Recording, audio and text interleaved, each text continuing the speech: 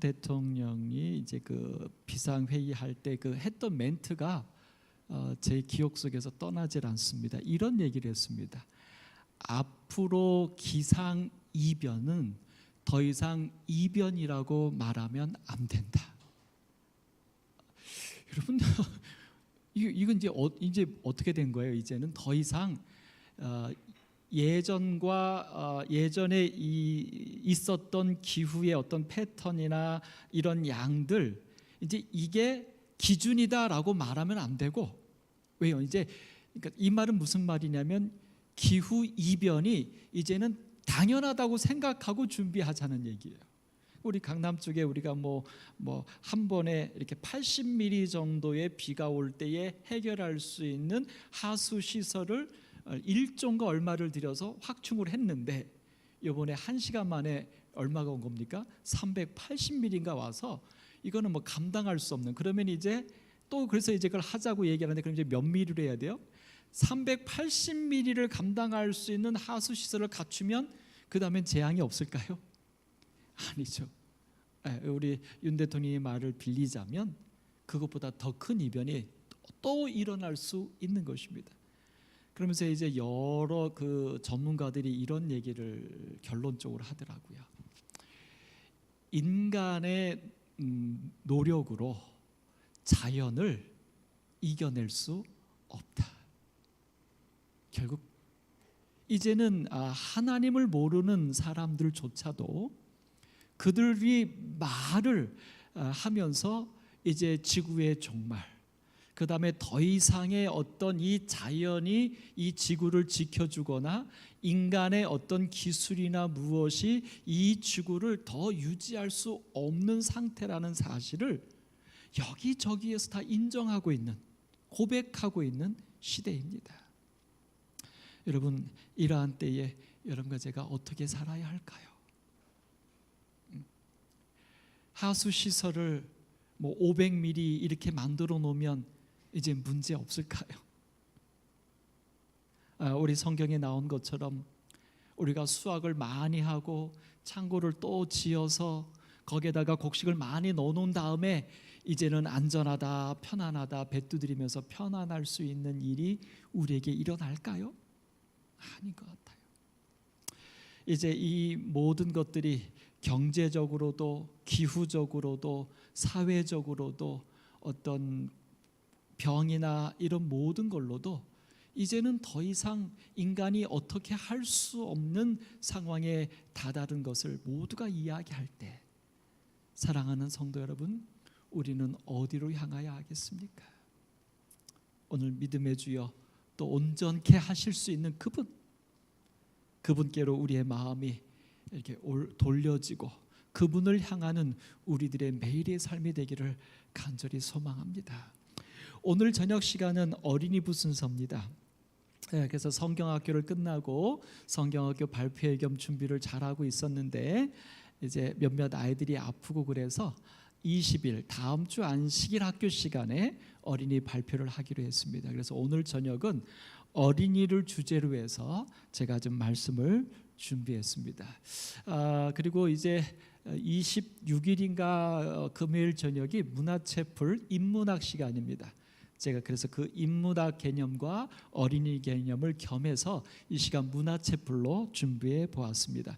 여러분, 여기 앞에 책 한 권을 좀 소개합니다. 제목은 어린이라는 세계, 어린이라는 세계라고 하는 제목의 책입니다. 바로 이 책입니다. 집사람이 구입해서 읽고서는 저한테 꼭 읽어보라고 해서 제가 이 책을 읽었습니다. 이 책에 있는 내용을 가지고 오늘 우리가 제가 지금 말씀드렸던 이 모든 것들이 마지막을 가리키는 이때에 우리가 어떻게 하나님을 향할지, 어떤 모습으로 하나님을 향하면 좋을지, 우리 성경에서 예수님이 분명하게 하늘에 가장 근접한 대상을 하나 이야기했어요. 그게 누굽니까? 어린아이와 같지 아니하면. 그래서 오늘 이 시간 한번 오늘 어린아이와 같다 있다라고 하는 것이 무엇인지에 대해서 오늘 이 책과 더불어서 함께 말씀을 좀 살펴보려고 합니다. 제가 이 책을 쓰신 저자 김소영 선생님한테 제가 찾아가서 인터뷰를 좀 따왔습니다. 예, 이분입니다. 안녕하세요. 저는 어린이라는 세계를 쓴 김소영이라고 합니다. 제가 거짓말했습니다. 제가 가서 따온 게 아니라 이분의 어떤 이 책에 대한 소개가 네이버에 올라와 있어서 제가 좀 캡처를 받았습니다. 이분이 이 어린이라는 세계 이 책을 쓰셨는데요. 이분이 원래 국문학과 출신입니다. 그래서 졸업을 하고 나서 어린이 출판사에서 수년간 일하다가 이제 그 회사를 그만두고 혼자 이제 따로 어린이 독서 교실을, 아이들에게 책을 읽는 훈련과 독서 교실을 하면서 아이들을 가리키고 있습니다. 그래서 그 아이들을 가리킬 때에 있었던 아이들과 사이에서의 에피소드, 그 에피소드들을 여기 에세이 형태로 모아놓은 책입니다. 그래서 이 책을 쓰시면서 이 김소영 작가는 아이들을 만나면서 자기가 많은 것들을 깨달았다고 고백을 먼저 합니다. 자, 이런 고백입니다. 저야말로 어린이들이랑 이제 가까이 지내다 보면 정말 깜짝 놀랄 때가 있어요. 이런 말을 하다니, 이런 걸 알다니 하고. 근데 그게 저는 어린이가 특별히 현자이거나 어린이의 특별한 순수한 힘이 있거나 꼭 그래서 놀라는 게 아니라고요? 제 경험으로 볼 때는 어린이들이 아주 직관적으로 세계를 인식하고 또 표현도 직접적으로 하기 때문에 어른들을 놀리키는 게 아닌가 하는 생각이 듭니다. 다 어떤 식으로 다른 식으로 표현을 하자면 어린이들이 큰 글씨를 보는 사람들인 것 같아요. 신문으로 치자면 헤드라인을 보는 사람들이고 자세한 내용은 모르지만 알아야 되는 것들은 좀 알고 있는 그런 존재들이 아닌가 싶습니다. 그런 의미에서 어린이라는 세계에서 어린이들 이야기에 귀 기울여보고 또 어린이들과 대화를 하다 보면 우리가 놓치고 있는 여러 세계에 대한 진실이라든가 우리가 꼭 알아야 하는 것들, 이런 것들을 다시 한번 생각해보게 되는 계기가 되지 않을까, 그렇게 생각하고 있어요. 예, 아이들과 함께 가르치고 만나면서 우리 김소영 작가는 오히려 자기가 생각하지 못한 많은 것들을 보고 느끼고 깨달을 수 있었다라고 말을 합니다. 그러면서 이 아이들에게 깜짝깜짝 놀라게 되는데, 왜 놀라게 되냐면 아이들이 현자, 아주 똑똑하고 지혜로운 사람이기 때문이 아니라, 아니면 우리가 보통 어린이들은 순수하다라 말하잖아요. 순수하기 때문이 아니다.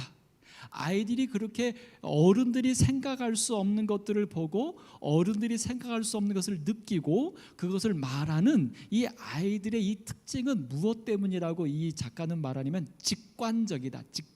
직관이 무슨 말이에요? 그냥 있는 그대로 보는 거예요. 있는 그대로 보고 그 다음에 보는 그대로 뭐 하는 거예요? 그냥 표현하는 거예요. 느끼는 거예요. 그래서 깜짝깜짝 놀란다는 거예요. 여러분, 이 얘기를 들으니까 여러분과 제가 좀 슬퍼지지 않습니까? 우리는 무언가 보거나 뭐 할 때 한번 이렇게 되짚어 생각해 봐야 됩니다. 예를 들어서 누가 나한테 어유 목사님 멋있습니다 라고 말하면 우리는 어떻게 해요? 한번 생각해 봐야 돼요.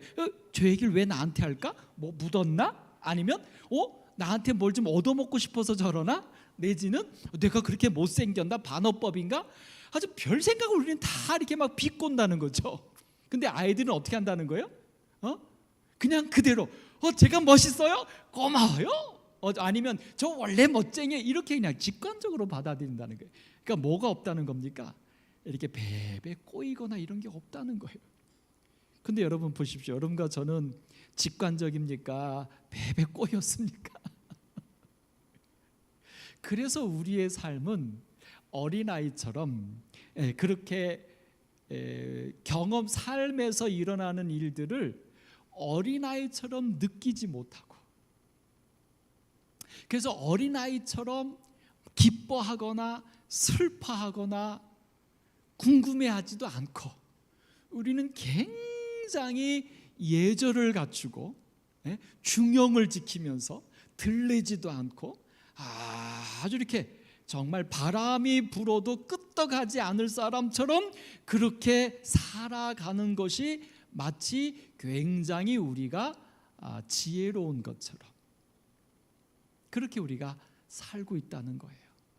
어떤 면에서 보면 참 불쌍한 우리들이죠. 함께 기쁠 때 그냥 마냥 기뻐할 수가 없어요. 왜냐하면 내가 마냥 기뻐하다가는 혹시 누가 나를 보고 뭐라고 할까? 아니면 이거 내가 기뻐해야 되는 건가? 슬퍼해야 되는 건가? 이것도 우리가 막 이렇게 재고 따지게 된다는 거죠. 이런 우리들에게 오늘 이 작가는 어린아이들의 직관, 그리고 그것을 있는 그대로 표현하는 그 아이들의 세계 속에서 오늘 우리가 더 넓게 더 많은 것들을 우리는 느끼며 살아갈 수 있을 거다, 볼 수 있을 거다 제안합니다. 우리 한번 이 책을 한번 들어가 볼게요. 이 책은 3부로 구성이 되어 있습니다. 첫 번째 1부는 제목이 곁에 있는 어린이에요. 곁에 있다. 곁에 있다라고 하는 건 함께 있다는 거죠. 그래서 곁에 있는 어린이인데 그 안에 요 에세이 9개의 에세이가 있습니다. 각각의 제목 한번 보세요. 시간이 걸릴 뿐이에요. 선생님은 공이 무서우세요? 착한 어린이, 어린이의 품위, 무서운 일, 놀이 아니고 놀기. 재밌지 않습니까? 읽고 쓴다는 것, 제가 어렸을 때는요 무수히 많은 방식으로, 그래서 이 9개의 에세이를 통해서 우리의 아이들은 우리 곁에 있다. 그래서 저는 이 부분을 우리 성도님들에게 이렇게 말씀드릴게요. 여러분 속에도 아이가 있습니다. 지금 제가 여기를 이렇게 뵈니까 우리 황경수 사모님이 제일 연장자신가요?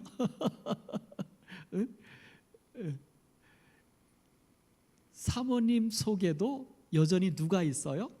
아이가 있어요. 지금의 우리 모습, 지금의 우리 나이, 이게 다가 아니라 예전에 나도 우리 추억 속에 예전에 그때 어렸을 때 우리의 감정이나 이런 거 다 아직도 있어요. 근데 우리가 어떻게 해요? 이제 내 나이가 이만큼 됐으니까, 혹은 내가 이런 신분이니까 라고 하면서 우리 스스로를 뭐 하고 있는 거예요? 거기에 이렇게 규정 지어 놓고 있는. 여러분, 그래서 그 다윗의 그 법궤가 올 때에 뛰노는 모습은 이미 그때 다윗은 누구였습니까? 왕이었잖아요. 그런데 뛰노는 모습은 다윗이 마치 어떤 모습이에요? 어린아이와 같은 그런 마음으로 하나님 앞에 즐겁게 춤추는 모습이 왕인 다윗에도 있었고, 다윗은 그것을 표현하는 일에 머뭇거리지 않았다는 거예요. 또 우리 예수님의 삶에 보면 삭개오가 그랬잖아요. 예수를 보고 싶어 했는데 나는 나이도 있고 나는 어른이고 좋은 옷도 있고 이런 거 다 내려놓고 삭개오가 뽕나무 위로 올라갔던 그 자기 속에 있는 내 삶 곁에 있는 어린아이를 오늘 여러분과 제가 다시 우리의 삶으로 끄집어내시면 참 좋을 것 같아요. 그래서 정말 우리가 좋은 일을 보면 정말 어린아이처럼 우리가 같이 행복하고, 우리가 궁금하면 내가 그걸 몰라요라고 질문하면 마치 내가 무식이 드러나는 것처럼 생각해서 궁금한데도 잘 모르는데도 말도 안 하고 그냥 아는 것처럼 이러고 있는 어리석은 우리들이 아니라 정말 우리 속에 어린아이를 깨어낼 수 있기를 좀 소망해 봅니다. 오늘 여기 이야기 가운데 제가 9개 중에 하나를 좀 뽑았는데요, 시간이 걸릴 뿐이에요라고는 첫 이야기를 좀 뽑아봤습니다.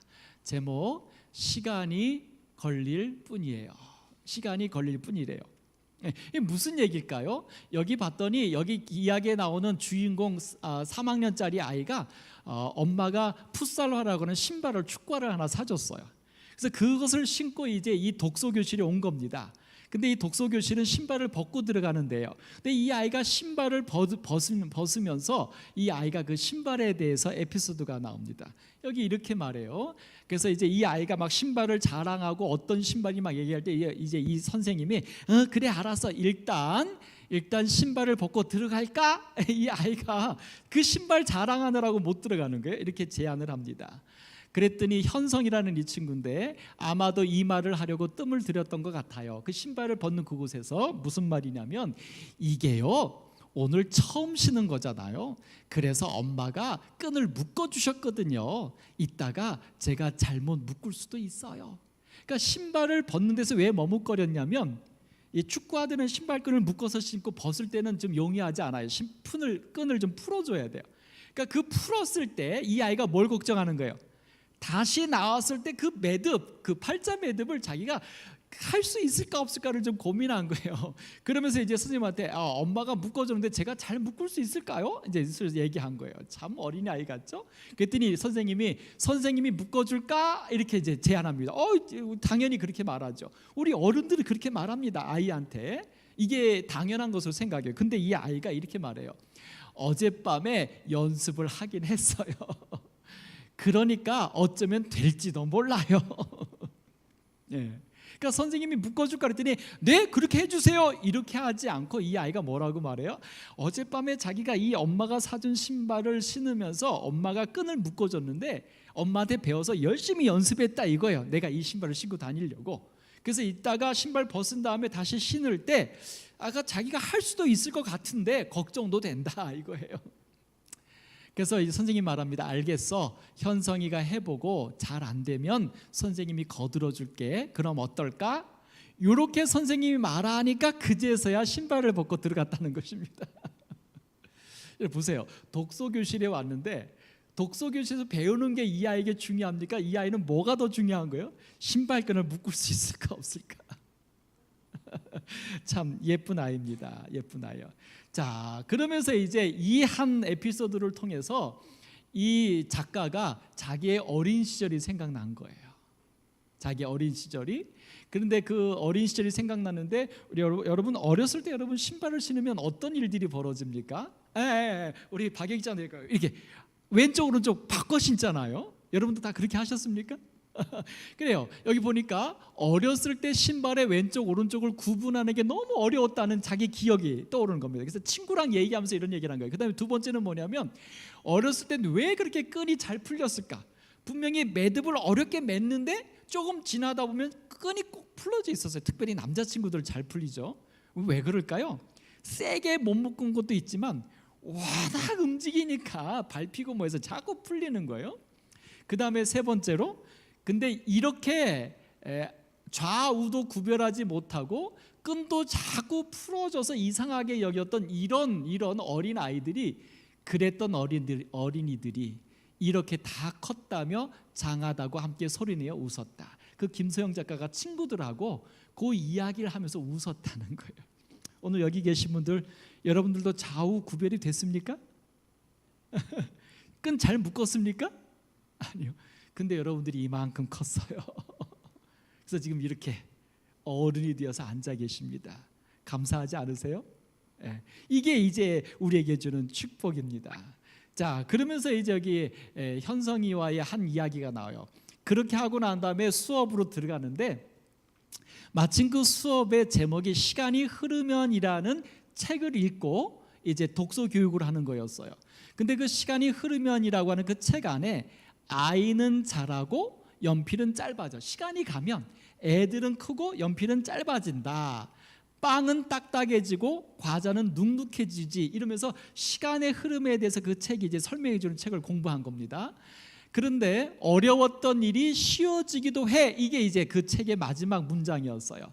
어려웠던 일이 시간이 지나면 쉬워져. 이제 우리가 누가 된다는 거예요? 어른이 된다는 거죠. 그러니까 어렸을 때는 못하던 것을 시간이 지나서 어른이 되면 그냥 자연스럽게 돼. 그러니까 걱정하지 마. 이게 이제 이 책의 주제였죠. 그래서 이제 이 선생님이 그 책을 딱 보고 난 다음에 이렇게 말했어요. 그러니까 어른이 되면서 신발끈 묶는 일도 차차 쉬워질 거야. 그리고 선생님이 마침 그 현성이가 걱정하는 그것을 가지고 이렇게 용기를 주는 얘기를 한 거예요. 그러면 여러분이 이제 현성이라는 어린아이라면 어떻게 하면 될까요? 알겠어요. 이제 이러면 될 것 같은데 이게 이제 어른의 마음이에요. 어린이 현성이는 뭐라고 말했냐면 재밌습니다. 그러자 현성이가 담담하게 대답했다. 밑에 같이 한번 읽을까요? 시작. 그것도 맞는데 지금도 묶을 수 있어요. 어른은 빨리 할 수 있고 어린이는 시간이 걸리는 것만 달라요. 야.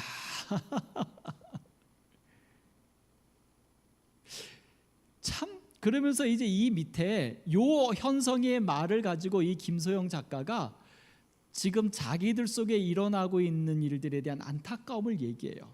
버스를 타고 내릴 때, 문을 열고 닫을 때, 붐비는 거리를 걸을 때나 에스컬레이터 앞에서 머뭇거릴 때 어린이에게 빨리 하라고 눈치를 주는 어른들을 종종 본다. 그러니까 우리는 아이들을 얘가 천천히 하는데 게으르다고 생각한다는 거죠. 그래서 부모들은, 어른들은 자꾸 그 어린아이를 꾸짖는다는 거예요. 의심한다는 거예요. 근데 사실은 그 아이가 일부러 그러는 게 아니라 여기 그 현성이 말대로 뭐예요? 시간이 좀 걸리는 게 아이인 거예요. 능숙하지 못하니까, 힘이 약하거나 많이 안 해봐서 능숙한 거예요. 능숙하지 못한 거예요. 근데 어른들은 뭐라고 자꾸 꾸짖는다는 거예요? 게으르다고, 딴전 피운다고. 여러분, 우리 그렇게 많이 혼내지 않나요? 이 이야기를 작가가 하면서 참 가슴 아픈 이야기를 해요. 이렇게 말해요. 어린이는 나중에만 할 수 있는 게 아니다. 지금도 할 수 있다. 시간이 걸릴 뿐이다. 근데 어른들이 기다려줘요? 안 기다려줘요? 안 기다려줘요. 그 다음에 안 기다릴 뿐만 아니라 그렇게 시간이 걸리는 아이를 보면서 어른들은 뭐 하기 쉽습니까? 혼내기 쉽습니다. 여러분, 그럼 보십시다. 시간이 걸려서 열심히 하는데 잘 안 되는 아이에게 어른이 꾸지람하고 혼내면 그 아이는 그 일을 좋아할까요? 아니요. 이 작가도 이 현성이의 사건을 통해서 굉장히 많이 회개했는데요. 저도 이 이야기 읽으면서 굉장히 많이 회개하게 됩니다. 근데 여러분, 여기서 나오는 이 어린이를요, 나이가 어린 나이가 어린 아이로만 보지 말고 우리가 살아가는 일에 있어서 어떤 일에 대하여 서투른 사람과 잘하는 사람. 그럼 이제 다르게 보자고요. 나는 잘하는데 저 사람은 잘 못하는 일이 있겠죠. 그럴 때 우리는 잘 못하는 사람을 이해해 줍니까? 오해하거나 꾸지람합니까? 참 우리가 이런 면에 있어서 참 잘못됐다 싶은 생각을 갖게 됩니다. 참 우리가 못됐구나. 우리가 못됐구나. 아마 지금도 우리가 그러고 있지 않을까요? 지금도 내가 누군가를 정말 인정하지 않는다라고 할 때 다 어떤 겁니까? 이 부분 아닙니까? 좀 서투른 거, 늦는 거. 또 다른 말로 말하면 나는 하는데 그 사람은 그거를 못해. 그럴 때 우리는 그 사람을 매도해버립니다. 예수님은 성경에서 우리에게 원수까지도 사랑하라라고 요청을 했는데 사실 우리는 원수까지 사랑하는 것은 둘째치고 나보다 어떤 일을 좀 많이 안 해봐서 시간이 걸리는 사람도 우리는 정죄하고 있다는 거죠. 참 깊이 생각해 볼 일입니다. 우리의 모습에 대해서.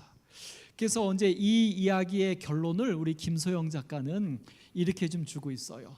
지금 어린이를 기다려주면, 그러니까 시간이 걸리는, 그러니까 원숙하지 못한 그런 아이를 기다려주는 어른이 있다면, 이 말을 다른 말로 말하면 지금 내 곁에 있는 어떤 사람이 아직 나만큼 그것을 못하는 누군가를 내가 기다려준다면, 그를 기다려줄 수 있는 너그러움과 사랑과 이해심을 갖고 그를 좀 이렇게 후원해 준다면, 그런다면 어린이들은 나중에 다른 어른이 될 것이다.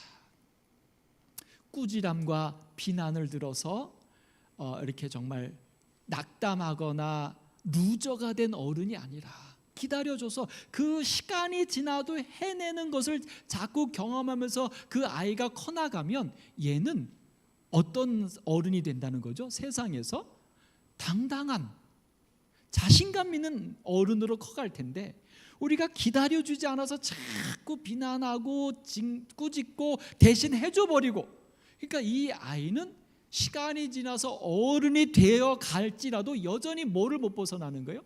어린아이를 못 벗어난다는 거예요. 혹시 여러분 주변에 여러분이 손이 많이 가는 사람들만 있다면 여러분이 많이 도와줘야 하는 사람들만 여러분 주변에 있다면 두 가지입니다. 하나님께서 여러분을 통하여 그들에게 많이 도우라고 좀 연약한 자들 여러분 곁에 주신 겁니다. 기쁜 마음으로 도우십시오. 그러나 또 반대로 어쩌면 여러분이 그 사람이 시간이 걸려서 해결할 수 있도록 도와주거나 기다려주거나 그가 그 일을 해결할 수 있도록 돕는 자가 아니라 여러분이 기다려주지 못하는 사람이기 때문에 여러분 곁에는 여러분보다 못한 사람들만 있는 것이 아닐까. 성도는 함께 하늘을 향해서 성장해 나가는 사람입니다. 오늘 예수님께서 어린아이였을 때 이런 말씀을 주시지 않습니까? 누가복음 2장 52절 예수는 지혜와 키가 자라가며 하나님과 사람에게 더욱 사랑스러워 가시더라. 근데 사실 저도 이 말씀을 가지고 어린아이에 대해서 설교를 많이 했는데 주로 어디에 방점을 찍냐면 이거죠. 하나님과 사람에게 더욱 사랑스러워 가시는 존재가 됐다. 그러니까 우리도 그렇게 자라나야 된다. 우리의 아이들을 그런 아이가 되도록 해야 된다. 이것만 저도 많이 강조를 했는데 오늘 이 김소영 작가의 책을 보면서 어디에다가 제가 방점을 찍게 됩니까? 뭐 해가며? 자라가야 돼요. 그냥 예수가 그냥 하나님과 사람 앞에 사랑스러워진 게 아니에요. 어떻게 돼서 사랑스러워진 겁니까? 자라났기 때문에 사랑스러워진 거예요. 그럼 예수가 자라날 수 있도록 누가 옆에서 기다려준 겁니까? 그의 부모가, 하나님이. 오늘 여러분과 저도 그래서 에베소서 4장 15절에 말합니다. 오직 사랑 안에서. 하나님의 사랑, 그 다음에 우리 성도들의 사랑.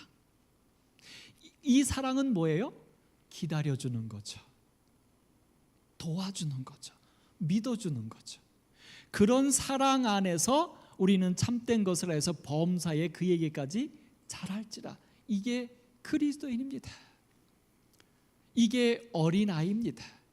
오늘 여러분과 저의 어린아이와 같은 신앙이 되기를 간절히 소망합니다. 그러니까 여러분 중요한 것은 뭐냐면 지금 사도 바울이 늘 고백했던 것처럼 내가 지금 온전히 이루었다 함도 아니라, 그러니까 여러분과 제가 계속 우리는 어린아이의 심정을 가지고 뭐해 가기를 소망해야 되는 사람이냐면 자라가기를 소망해야 된다는 거예요. 신앙 안에서. 그러니까 여러분이 신앙생활하는 그리고 교회에서 생활할 때에 여러분이 매 순간 이게 예배 드린다 혹은 장로와 집사로 봉사한다 목사로 설교한다 가르친다라고 말할 때 사실은요 어떤 봉사와 가르침과 직분을 수행하는 것 속에서도요 일단 우선적으로 뭐를 해야 됩니까? 하나님께로부터 배우려고 하는 자세가 있어야 합니다. 내가 성장하려고 하는, 내가 더 자라나야 돼, 나는 더 배울 게 있어, 나는 부족해, 이 생각이 그리스도인의 생각 속에 저변에 깔려 있어야 해요. 그것이 없어지는 순간 우리는 어떤 존재만 되냐면 기다려지지 못하고 꾸짖고 지적하고 가르치려고 하는 존재만 된다는 거예요. 여러분 적어도 피조물 중에서는 온전한 사람이 없습니다. 다 배운 사람이 있을 수 없습니다. 하다못해 어디까지도요 하늘나라에서도 우리가 하늘나라에 구원받으면 육체적으로는 썩지 아니할 몸으로 하나님의 형상으로 온전히 변화되지만 우리의 품성이나 지혜나 이런 것들은 하늘에서도 영원히 뭐 한다고 그럽니까? 하나님을 계속 배워간다는 거예요. 그러니까 이 피조물은 완전한 배움이 끝이 없는 거예요. 그런데 우리가 교회 생활할 때 가만히 보면 나는 모든 것을 다 아는 것처럼 나는 실수가 없는 것처럼, 나는 잘못하는 게 없는 것처럼, 그래서 나는 배울 필요가 없고 가르치기만 하면 되는 것처럼 생각하며 살 수 있다는 것입니다. 오늘 이 일에 대하여 우리에게 주신 이 말씀을 쫓아서 오늘 우리가 하나님 곁에서, 예수님 곁에서 늘 그분을 배워나가는 우리들의 어린아이와 같은 신앙이 우리들의 모습이었으면 참 좋겠습니다. 자, 이제 이 저자는 두 번째 문단에서 2부에서 어린이와 나, 그러니까 아이들과 어른들이 함께 공존하는 그런 것들을 이야기하면서 여기 10개 에피소드를 얘기합니다. 이 중에서 여기 두 번째 한 지붕 아래 사는 친구라는 챕터를 함께 좀 제가 한번 살펴보도록 합니다. 한 지붕 아래 사는 친구입니다. 여기 1단의 아이들이 무엇을 이제 토론을 하게 되냐면 성선설과 성악설에 대해서 수업 중에 나와서 6학년 어린이들에게 이 주제를 던졌어요. 그래서 성선설은 뭐죠? 사람은 태어날 때부터 선하다. 성악설은 사람은 태어날 때부터 악하게 태어났다. 이 두 가지를 설명해 준 다음에 아이들에게 너희들의 생각은 어떠냐고 토론을 붙였어요. 그랬더니 여기 은빈이라는 아이가 자기의 입장을 발표했어요. 뭐라고 발표했냐면 이렇게 말했어요. 제 생각에는 성악설이 맞는 것 같아요. 6학년짜리가. 그래서 이가 깜짝 놀라서 선생님이 왜? 라고 질문을 했더니 이 아이의 대답이 가관입니다. 같이 한번 읽겠습니다. 시작. 이은지 태어났을 때부터 제가 봤잖아요. 걔는 아주 어렸을 때부터 저를 괴롭혔거든요. 여기 이은지가 누구냐면 은빈이, 그러니까 벌써 누구 같아요? 동생. 동생이에요, 동생. 참 재밌지 않아요? 그러니까 자기 동생이 태어날 때부터 내가 봤는데 걔는 태어날 때부터 악했다 이거예요. 왜 악한 겁니까? 자기한테. 그래서 성악설의 마음이 기우는 어린이가 은빈이뿐일까? 이제 이 저자가 말해요. 그러니까 다른 말로 말하면 우리들의 삶에서 나를 괴롭히는 악한 사람을 경험한 사람이 이 은빈이뿐이겠느냐? 그러면 이제 다른 말로 말하면 여기 계신 여러분 다 성악설이죠, 여러분 경험상으로. 아니에요? 여러분 경험에선 선한 사람만 경험하신 분 계십니까? 우리 최유미 씨. 반응을 그렇게 하면 안 되죠. 제가 선하지 않습니까? 대답을 제가 안 합니다. 저기가. 그러니까 사실은 가만히 보면 우리가 살면서 선한 사람, 완전히 선한 사람을 여러분 지금 기억나십니까? 여러분에게 요만큼도 악하거나 실망시키지 않은 사람 있습니까 지금? 없어요. 우리 저기 새로 오신 성도님이 고개를 막 흔드셔요. 없어요. 그러니까 이 얼마나 재밌어요. 이 아이가 말이에요. 자기 여동생을 통해서 사람은 악하다는 걸 깨달았다는 거예요. 자, 그런데 여기 이 저자가 이런 말을 질문을 던집니다. 그런데 동생들은 할 말이 없을까? 여러분 동생 손 들어보세요. 동생. 네. 우리 이누기가 크게 손듭니다. 동생도 할 말이 있다는 거예요. 이 뭐예요? 다시 말해서 언니나 오빠나 형한테 당한 게 있다는 거죠. 사실은 제가 이 부분에서 우리 이누기가 손을 드는데 저희 그 집사람 그 화장대에 사진 하나가 껴 있습니다. 우리 인구와 이누기 둘이 한 5, 6살 때 그때쯤 사진인데 저희가 기억이 합니다. 집사람하고 저하고 방문이가 뭐가 있어서 나갔어요. 그래서 이제 집사람의 처제가 와서 그 두 아이를 봐주고 있었어요. 그리고 저는 몰랐어요. 근데 그 사진을 한 10여 년 전인가 그때서야 저희가 보면서 막 배꼽 잡고 웃었어요. 그 사진이 어떤 사진이냐면 인구 형이 소파에 앉아가지고 뭐 과자를 먹으면서 놀리고 있고 저 둘째 막내 이누기가 그 밑에 앉아갖고 얼굴을 가면서 울고 있는 그 사진이에요. 그러니까 이모가 두 아이를 보면서 과자를 줬는데 아마 형이 혼자 갖고서 소파에 올라가서 먹고 동생을 안 줬나 봐요. 동생은 그것이 서러워서 울고 있는 장면을 이 이모가 너무 귀여워서 찍어놨는데 그게 증거로 나왔어요. 왜냐하면 저희는 우리 인구가 늘 착한 형인 줄 알았거든요. 둘째가 태어났을 때 한 번도 그 뭐죠? 형이 그 동생 태어나면 하는 거 있죠. 뭐라고 그러죠? 동생 보면 하는 거 있잖아. 막 엄마 꼬집고 막 엄마 막 이런 걸 한 번도 안 했어요. 이제 22개월밖에 차이가 안 났는데 큰 애가요. 딱 동생이 태어나자마자 엄마는 동생 거. 얘가 가지도 않았어요. 동생 가면 그래서 저는 우리가 인구는 얘는 정말 착한 형인 줄 알았는데 그 빼도 박도 못한 사진이 있는 거예요. 그 사진이 나오자 이제 인구가요 멋쩍은지 웃기만 해요. 아마 못된 짓을 한 것들 기억을 하나 봐요 자기가.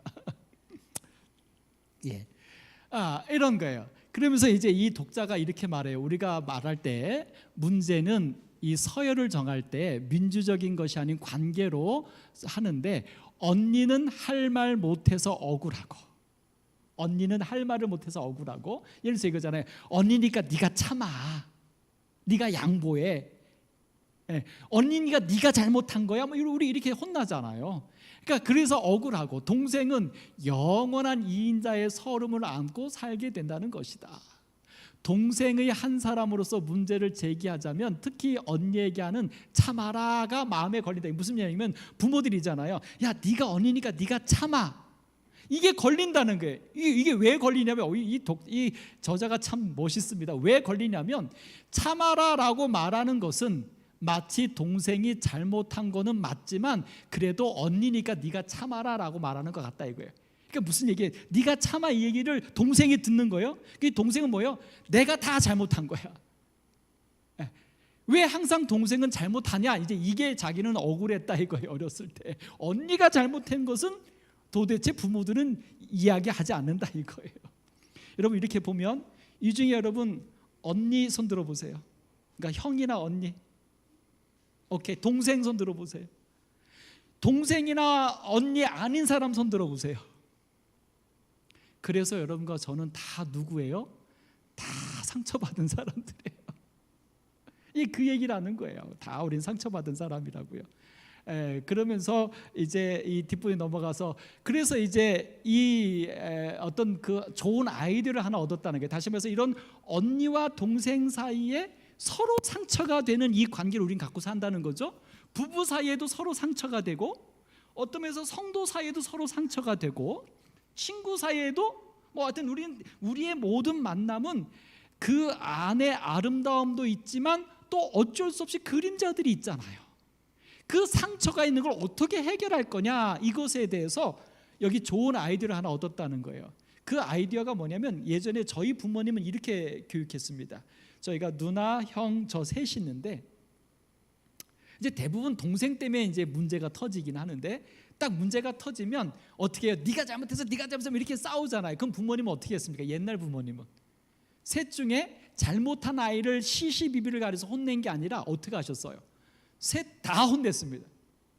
그래서 셋 중에서 문제가 돼서 해결이 안 되면 그것이 그래서 아버님한테 딱 들키잖아요. 그 순간 어떻게 돼? 셋 다 손들어. 그리고서는 셋 다 혼났어요. 근데 여러분 어떠세요? 셋 다 혼나면서 어떻게 합니까? 우리 여기 교장 선생님 쳐다보시는데 우리 아이들 이제 싸우면 교실 밖에 나가서 손 들고 서 있어. 그럼 뒤에 가서 손 들고 서 있어. 그러면 아이들이 뒤에 가서 손 들고 서 있으면서 어떻게 합니까? 반성합니까? 아니면 서로 뭐 합니까? 서로 째려보고 치고 싸우죠. 그런 일이 벌어졌다는 거예요. 그래서 이걸 어떻게 해결할까? 그런데 아이디어를 하나 얻었다는 거예요. 어떤 아이디어냐면 이런 아이디어예요. 둘이 싸운 다음에 서로 안아주게 하는 거예요. 실제로 이 이야기에 나오는 그 엄마가 이렇게 했대요. 벌 세우는 게 아니라 그 둘을 다 벌 세우는 게 아니라 서로 안아주라고 했대요. 그랬더니 아주 즐겁을 하죠. 서로 싸웠는데 그냥 벽 보고 서 있겠다고도 하고요. 그래도 제가 엄청 진지하게 빨리 뭐해 빨리 안아라고 엄마가 하면 마지못해 형제들이 싸웠지만 안는다가 아니면 맞을까 봐 안는다는 거죠. 근데 있는 대로 인상을 쓰고 처음엔 끌어안는데 그러다가 누가 먼저란 것도 없이 서로 킥킥킥킥 웃고 그런다는 거예요. 우리 연상되잖아요. 야, 제가 이 글을 읽으면서 우리 어른들도 이렇게 문제를 해결하면 얼마나 좋을까.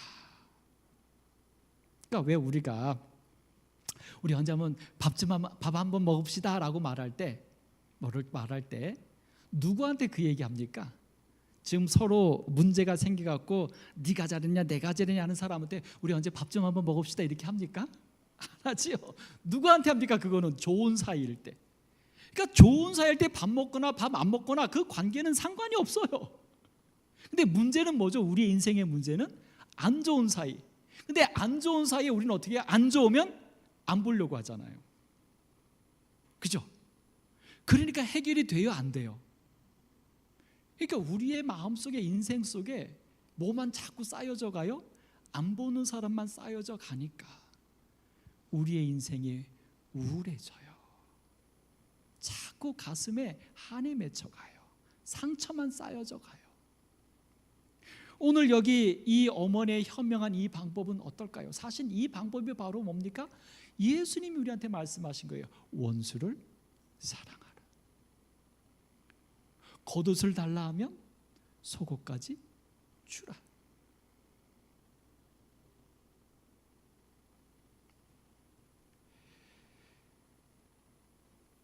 자매 형제의 정이란 참 알 수 없는 방식으로 쌓이는 모양이다.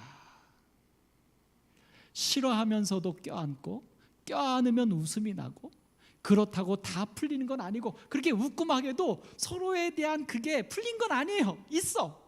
그런데 그 다음에 뭐라고 말해요? 재밌죠?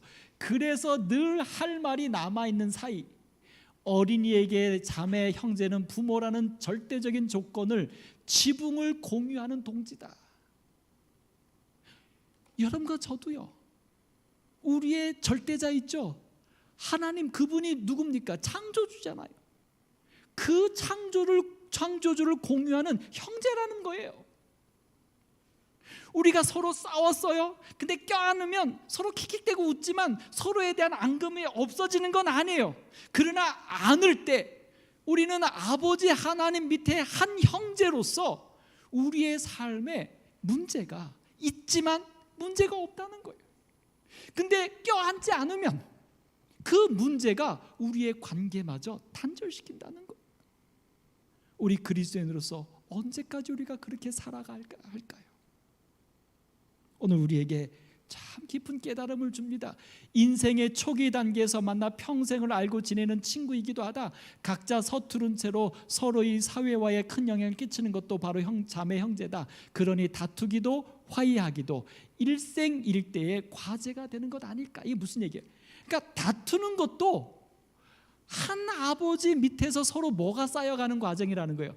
정이 쌓여져 가는 과정으로 삼자라고 제안합니다. 그게 그리스도인이라고요.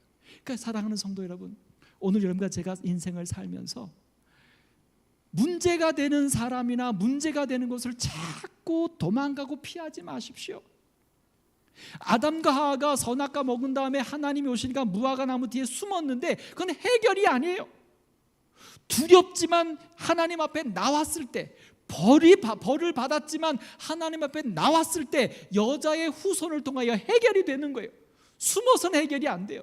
우리의 인생의 문제도요, 거기를 벗어나면 그런 문제가 없을 것 같죠? 아니에요. 우리 속담 있잖아요. 집에서 새는 바가지 밖에서도 새는 거예요.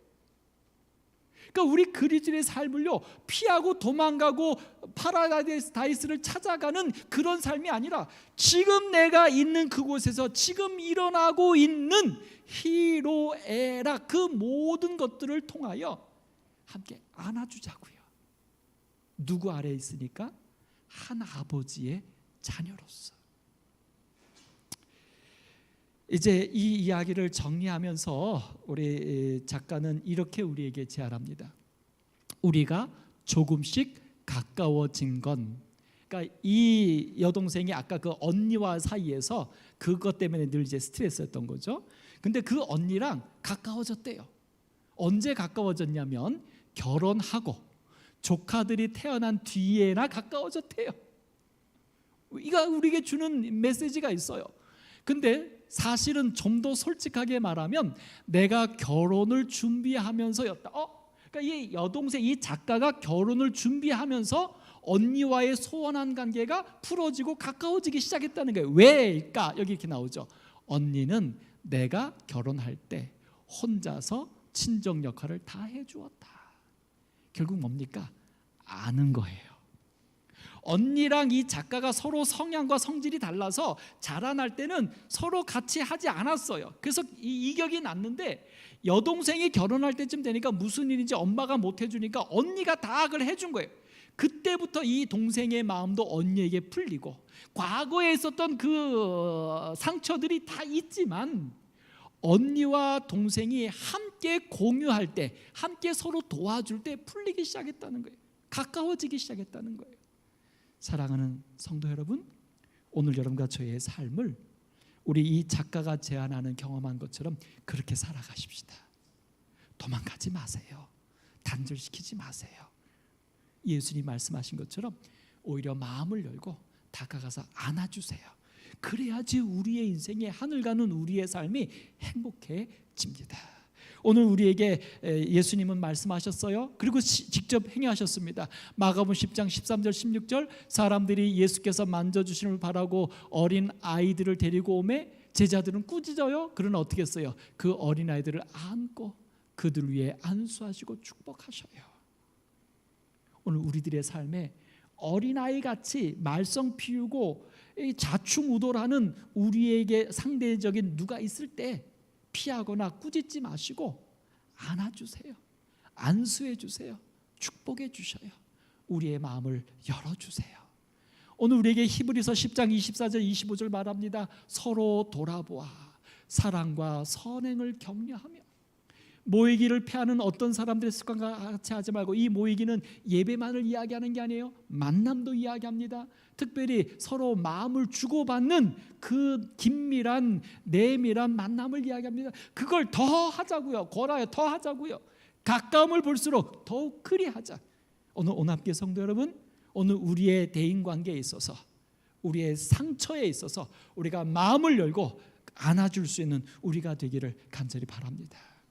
이제 3부가 있는데 시간이 됐습니다. 제가 이거는 이제 시간 안에 마치겠습니다. 3부는 세상 속의 어린이입니다. 세상 속의 어린이 맨 마지막 길잡이를 제가 좀 잡았는데, 이 길잡이의 내용은 하나입니다. 간단하게 말하면 여기 재미난 이야기 나와요. 아이들에게 책을 빌려가면 이름을 쓰고 대신 사인을 하라고 했더니 아이들이 사인을요 막 일생일대의 목숨을 걸고 사인을 만들더라는 거예요. 근데 오늘 사인하면 내일 와서 그 사인을 못하니까 사인이 자꾸 바뀐다는 거예요. 나중에 막 그림 그리고 이렇게 해서 아주 재미난 이야기를 하는데, 자 이렇게 하는데 여기서 이제 이 길잡이는 어떤 얘기냐면 참 마음속에 좀 꺼리낌이 옵니다. 이 한 아이가 그 사인하는 거 보니까 정말 그 여자의 그 신체를 그렸는데 그 사인하는 그 책에다 가득, 그 공책에 가득 차게 그림을 그렸는데 너무 잘 그렸더래요. 그래서 이 선생님이 그 아이한테 야, 너 그림 잘 그린다라고 이제 축하를 해주는데, 그 아이가 그 얘기를 듣고 저 그림 잘 못 그려요. 저보다 잘 그리는 애들 되게 많아요. 벌써 슬퍼지지 않습니까? 이거는 그냥 제가 보기에는 좀 눈이 균형이 안 맞잖아요. 그러니까 선생님이 이 아이가 그린 그림 하나를 보고 너무 잘 그렸다 그랬더니 이 아이가 이 그림에 눈이 짝짝이잖아요 라고 자기가 그린 그림의 흠을 얘기하더라는 거예요. 이렇게 얘기하는 그 모습을 보고 선생님이 마음에 좀 아팠던 거예요. 그런데 이 아이가 이렇게 말해요. 제가 옛날에는 그래도 잘 그렸던 것 같은데요, 그때는 뭐 그러니까 생각 안 하고 그려도 잘했거든요. 지금은 생각을 해서 그런지 더 안 돼요. 생각해서 더 잘 그리려고 하는데 더 안 된다는 거예요. 여러분, 우리가 인생 그렇지 않습니까? 더 열심히 살려고 하면 더 안 될 때, 그때 우리는 더 크게 실망하잖아요. 더 크게 좌절하잖아요. 이 어린아이도 지금 그렇게 된 거예요. 우리가 어떻게 여기서 일어날 수 있을까요? 이런 얘기에 대하여 오늘 이 작가는 이렇게 말을 해줬어요. 아무 고민 없이 할 때보다 고민을 할 때가 더 힘들기 때문에. 그렇죠. 생각 없이 그리면 어떤 작품이 나와도 별로 상처가 안 돼요. 근데 내가 잘 그리고 싶어서 그리면 내가 목표치가 있기 때문에 마음에 안 드는 거죠. 그 얘기를 하는 거예요. 못 그리는 것처럼 느껴지는 거야. 그러면서 이렇게 위로합니다. 그런데 생각해봐. 어느 쪽이 더 잘 그리겠어? 그러니까 생각 없이 그냥 그린 그림하고 생각을 가지고 그린 그림하고 두 개를 놓고 보면 뭐가 더 잘 그려지겠냐 이거죠. 당연히 생각해서 그린 거겠죠. 그 얘기를 해주는 거예요. 그러니까 이럴 땐 괴로운 게 더 좋은 거지. 이 참 아픈 이야기지만 우리에게 던져주는 메시지가 있지 않습니까? 그러니까 뭐가 더 좋은 거예요? 괴로운 게 더 좋은 거예요. 여러분 인생을 사시면서 번뇌가 있으십니까? 그게 힘들지만 그게 더 좋은 거예요. 아무 생각 없이 사는 사람 문제가 없을지 모르지만 그거는 더 좋은 그림을 그려낼 수 없어요. 그러니까 여러분과 제가 무언가 고민하는 것이 있고 무언가 씨름하는 것이 있을 때 여러분 죄책감에 시달릴 필요 없어요. 내가 그 문제를 가지고 지금 씨름한다는 것은 내 마음속에 성령이 역사하셔서 나로 하여금 더 나은 사람이 되고자 하는 꿈을 주신 거예요. 그래서 그것 때문에 내가 번뇌하는 거고요. 그것 때문에 괴로운 거예요. 그래서 그 괴로움은 우리에게 예수를 더 닮아가는 축복으로 남을 것입니다. 그러므로 그리스도인들은요, 순교하는 것을 겁내시면 안 됩니다. 우리가 예수님 재림하실 때까지 평안하다, 안전하다 이거를 추구할 게 아니라 예수님 재림하실 때까지 우린 끊임없이 투쟁하고 끊임없이 영적인 씨름과 싸움을 싸우기로 결심하시고 그 괴로움이 우리를 단련시키는 것에 대하여 감사할 수 있게 되기를 간절히 바랍니다. 바로 그 이야기를 주고 있는 거예요. 만일 그때 누군가 내게 글쓰기 수학 연수를 필요한 거야, 이렇게 어렸을 때 이 괴로운 것이 좋은 것이 되는 거야를 말해줬다면 자기가 더 열심히 살아야지 않았을까 얘기합니다. 자, 이제 이야기 정리합니다.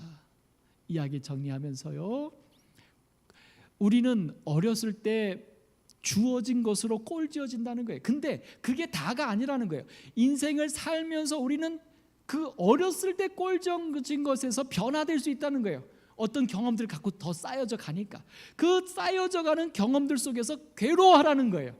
투쟁하라는 거예요. 그러면 우리가 운명을 바꿀 수 있다고 이야기 제안합니다. 자, 이제 마지막 결론 갑니다. 마지막 글에 이런 말을 주고 있어요. 나는 조그마한 좋은 것이라도 꼼꼼하게 챙겨서 어린이에게 주고 싶다. 거기까지가 내 일이다. 그러니까 이제 어른으로서 아이들 가르치는데 그 아이들에게 꼼꼼하게 주고 싶다는 그 아이들한테. 근데 거기까지가 내 일이다. 그러면 어린이가 자라면서 모양이 잘못 잡힌 부분을 그 아이가 고쳐갈 거다. 오늘 여러분과 저의 삶에 나와 함께하는 누군가를 향하여 그리고 내 안에 있는 나를 향하여서도 꼼꼼하게 최선을 다하십시오. 네, 그렇게 되면 성령께서 우리 마음에 역사하셔서 우리를 깨닫게 하시고 그래서 자라나게 하시고 성장하게 해 주실 것입니다. 오늘 여러분과 제가 하나님 앞에 염세주의자가 아니라 하나님 앞에 냉소주의자가 아니라 이렇게 우리 속에 역사하셔서 자라나게 하시는 그 하나님을 믿으심으로 우리의 삶이 그리스도 안에서 힘 있는 삶이 되기를 간절히 소망합니다. 우리가 잘 아는 것처럼 오병이어 사건은 한 아이가 도시락을 바쳤어요. 그러나 어른들은 이것이 얼마나 되겠습니까? 라고 말하지만 이 아이는 이거 염려하지 않고 자기가 할 수 있는 모든 것을 드렸어요. 오늘 여러분과 저의 모든 것을 드릴 때 하나님께서 우리를 이기게 하실 것입니다. 오늘 그리스도 앞에 이렇게 아름다운 천국에 이르는 어린아이 여러분과 제가 되기를 바라면서 말씀